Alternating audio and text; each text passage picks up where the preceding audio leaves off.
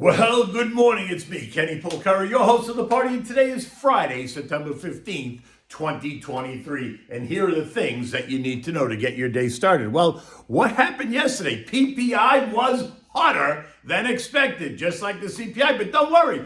The Fed has it under control. Retail sales surge. Why? Think higher prices. Oil now pierces $90 a barrel. Expect transportation costs to surge. And then what? 2 years are now yielding 5.03%. The 10 years are yielding 4.31%. Hello, rates are going up. ECB hikes rates and says what? Well, one says we're done. Christine Lagarde says not so fast. And what do we have for dinner tonight? We're having the Ropa Vieja, which is a Spanish dish. It is delicious, so we'll get to that in a moment. So look, it's transitory. Stocks surge, right? Bonds fall, yields rise. Oil trades up and through $90 a barrel. The ECB raises rates to combat rising inflation across the Eurozone. The VIX plunges. Inflation here hotter than expected. The PPI surging by 0.7% month over month and 1.6% year over year. And if you take out food, energy, and trade, it rose by 3%, above the 2.7% estimate and above the revised read from last month, which went from 2.7 to 2.9. Retail sales also rose better than expected, up 0.6 versus the expected up 0.1 estimate. But when you take out autos and gas, the number falls to up 0.2. Suppliers, manufacturers are facing higher prices, and those increases should find their way into the CPI next month. And when they do, inflation at the consumer level should continue to do what? Turn around and push higher, something the Fed does not want to see. Remember, retail sales is about what consumers are spending, and an increase in retail sales right now suggests that you're not necessarily spending more, you're spending more to just buy the stuff you need, right? Think energy, food, gas, utilities, right? But again, don't worry, the Fed says it's all good. It's just transitory. We'll get through this. The algos and traders couldn't get enough. Worries that the hotter reports over the past 2 days, both the CPI and the PPI, would force the Fed to reconsider their pause decision fell on deaf ears. You see, the Fed tends to ignore rising energy prices because they tend to be volatile. So if they just ignore them and they pretend that they don't exist, then guess what? There's no problem. Then they can stand in their decision to pause. The latest data suggests one more hike this year, right? Likely November, because it's not going to be next week, I guess. And then they're going to hold at those higher rates until now, May of 2024, which I would suggest thinks that the Fed is expecting a downturn. Major or not, they're expecting a downturn by late winter, early spring, which is why the only reason they would cut rates.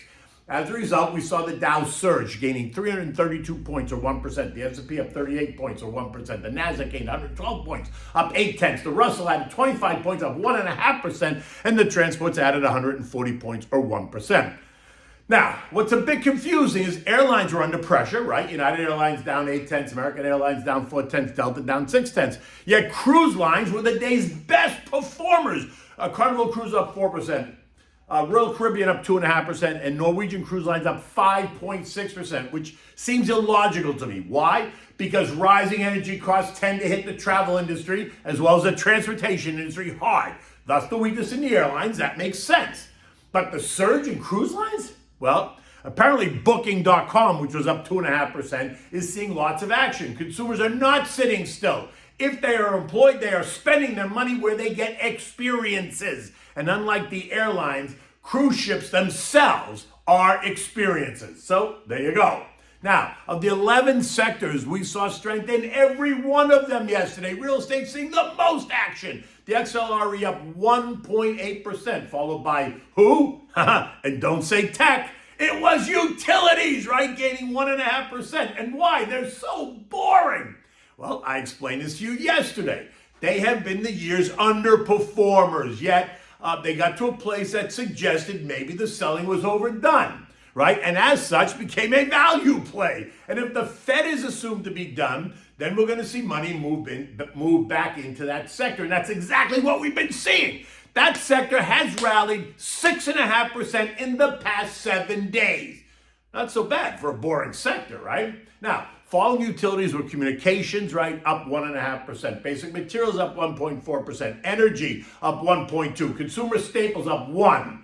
Consumer discretionary, financials, and industrials all gaining 0.9%, leaving tech, XLK, up 0.7%, with healthcare carrying up the rear, only up 0.3%, the XLV, right? If you go further down the chain, retails, the XRT was up 2.3%, home builders up 1.1%, disruptive tech up 0.4%, the value trade up 1%, while the growth trade was up 0.7%. Metals and miners up 3.4%, cybersecurity up 0.8%, aerospace and defense up 0.5%, and the list goes on and on. Now, where did we see weakness? Well, certainly in the contra trades you saw weakness. The PSQ, the Dow, the SH, and the VIXI were all lower, naturally, because the market was higher. We also saw weakness in the autos, Ford and General Motors. Think this UAW strike, which is now live, right, since no deal was reached last night. Now, more on that in a minute. Although the EV makers all rose because they are not unionized, and the UAW strike has no bearing on them. Tesla up 2%, Rivian up 3.7%, Lucid up 2.5%. But remember, you have to charge your car, and that needs energy, and energy just got more expensive. But hey, what do I know? Anyway, AI and the semis were clearly in focus with the IPO of ARM Holdings, which opened up, it was priced at 51, it opened up at 56, up 11%, and then proceeded to advance another 14% to end the day up 25% at 63.49. Remember, there is not a lot of free float out there, so the moves in this stock can be exaggerated in either direction. And that excitement, though, in ARM yesterday helped the semis, right? The stocks advanced by 0.7. NVIDIA up by 0.2. Qualcomm up by 1.2%. Broadcom up by 2.2%. But in the end, you can credit even some of the broader market moves to the excitement in AI as well, because every major listed company out there has exposure to or is using some form of AI in their business already. And so the excitement in that in the space, in the semi and the AI space, really extends across the board. This morning, we are now seeing ARM, many are now saying that ARM is the future. And without it, there's no AI, which I would argue is a bit of a stretch.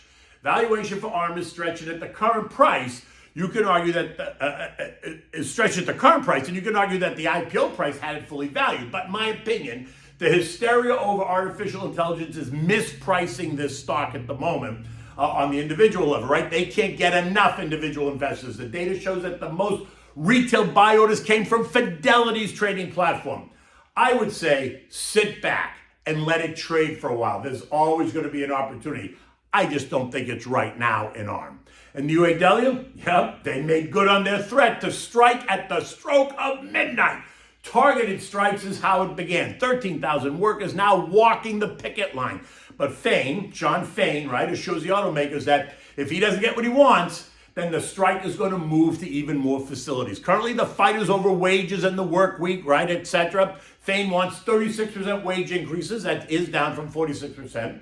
But the automakers are offering 20%. Fain wants a 32-hour work week, but he wants to get paid as if you worked for 40.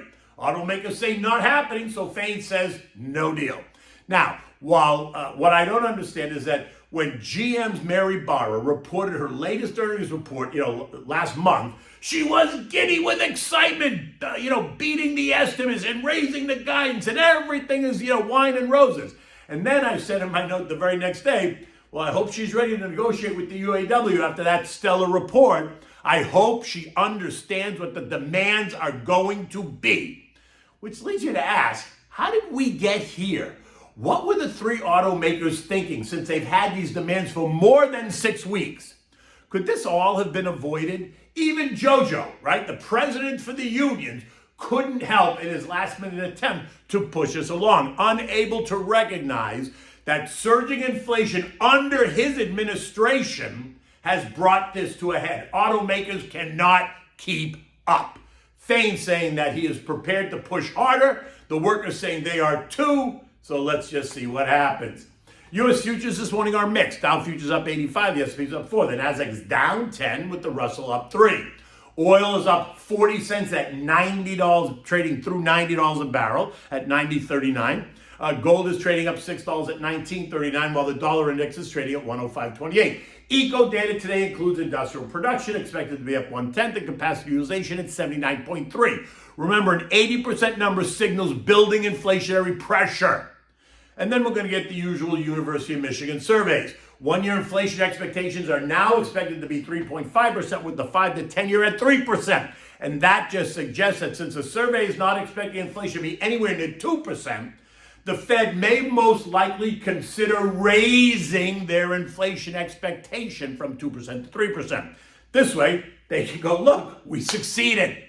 European stocks are all higher this morning, right? Up more than 0.7% across the board. The ECB raised rates by 25 basis points yesterday, not unexpected, taking their terminal rate to 4%. Traders are now betting that the hiking cycle in Europe is over, after the governing council said that key levels have been reached, and now the focus will turn to the length of time that they keep rates at this level, just like they are here in the U.S. While Christine Lagarde, right, ECB president, says, not so fast. Inflation for 2023 is expected to remain at 5.6%, for 2024 3.2%, and for 2025 2.2%. They also revised their economic growth lower as well. The S&P ended the day yesterday at 4505, up 38 points. We busted right up and through trendline resistance at 4480, and now we'll test the September high of 4550. The hotter CPI and PPI figures did little to rattle investors, and the sense is that the Fed is holding rates steady for now, with a cut expected next spring, right? That appears to be what's fueling the market. Okay, but I still think investors you shouldn't be chasing it, right? You should just be patient. I'd rather be a buyer lower, and I'm going to remain patient. And if the market surges, I'm good. Why? Because I'm in, and you should be as well. And we keep talking about having a plan and then sticking to it. Okay, what do we have for dinner tonight? We're having Ropa Vieja. Now, it literally means old clothes in Spanish, right? It describes the shreds of beef and peppers and onions and carrots and peas that reminded someone at some point long ago of shredded clothing. I'm really not really sure why, but it is what it is. This is a staple on the island nation of Cuba, and although my wife hails from Puerto Rico, she makes this incredible Ropa Vieja. Now, you got to start with flank steak that you braise in a pot for about 1.5 hours, right, with carrots and with water, carrots, onions, celery, salt and pepper. You want to then remove it. You want to strain the liquid, making sure to press all the veggies to release all the last bits of flavor, right? Then return to the pot with just the liquid, turn it up and reduce it to about 4 cups of liquid, right? Now, with 2 forks, you want to take the flank steak after it's cooled. You want to shred it so that you leave it stringy, but completely shred it. Now, in a heavy skillet, you're going to saute julienne, red and yellow peppers, green peppers, onions, garlic, until it's all soft. You're going to add the shredded beef. You're going to add a can of tomato sauce, not paste, not paste, sauce, right? And then you're going to add some of the liquid. You're going to add frozen peas and stuffed Spanish olives that you're going to cut in half. Season it with salt and pepper and some oregano. Let it simmer on the stove for a while, right? You can serve this. You should actually serve this over rice. Can be white rice or yellow rice, but you should serve it over rice, and it's really, really delicious. In any event, I hope you enjoy it, and I would say to you today, buen provecho, which in Spanish literally means you deserve to eat well, and I hope you do. And until Monday, take good care.